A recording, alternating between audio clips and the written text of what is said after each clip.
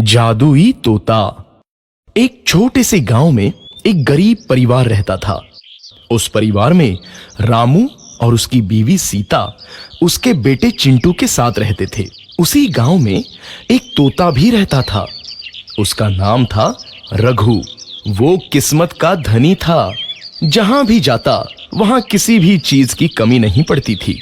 एक दिन रघु उड़ते उड़ते उस गरीब परिवार के घर गया। रघु सोचता है, अरे वाह, लगता है यहाँ आज बहुत अच्छा खाना मिलेगा। मैं पेट भर के खाऊंगा। वो एक कटोरी में रखे अमरूद देखता है। अरे वाह, अमरूद मुझे तो ये बहुत पसंद है। मैं तो इसे पेट भर के खाऊंगा। रघु तोता अमरूद खाने ही लगता है। तभी सीता रघु को अमरूद खाते देखती है तो गुस्सा हो जाती है और उसे वहां से भगा देती है। भाग यहाँ से, न जाने कहां से आ जाते हैं।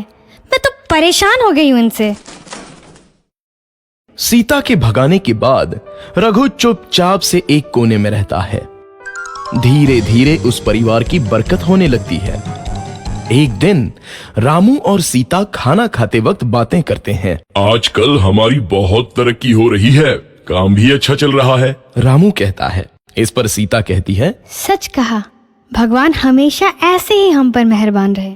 बेटा चिंटू भी कहता है, पिताजी मुझे खिलौना लेके दो ना, मेरे सभी दोस्तों के पास है। रामू कहता है, ठीक है, जरूर लाऊंगा। सीता कहती है, कितने खुश है सब, मेरे परिवार को किसी की नजर ना लगे। एक तरफ ऐसी बातें होती हैं तो दूसरी तरफ रसोई में रघु तोता भी अमरूद खाते रहता है।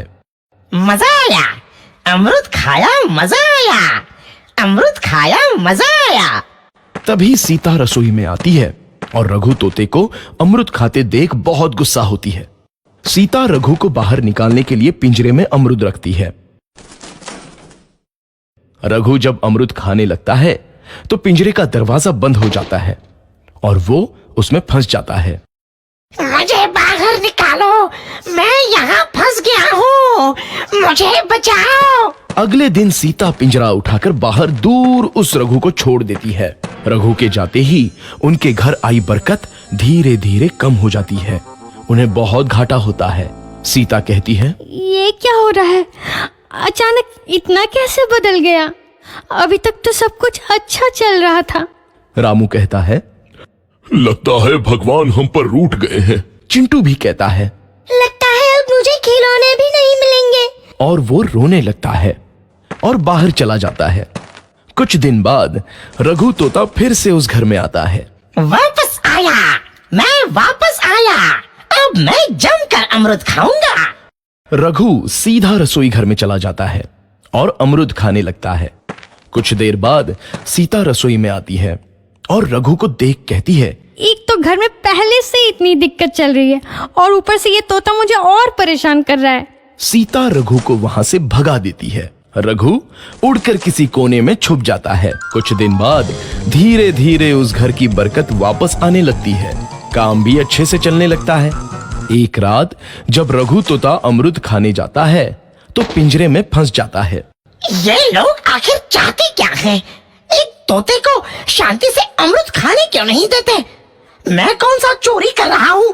बस अमरूद ही तो खा रहा हूँ। तभी रामू वहां आता है और पिंजरे में रघु तोते को देख उसे बाहर छोड़ देता है।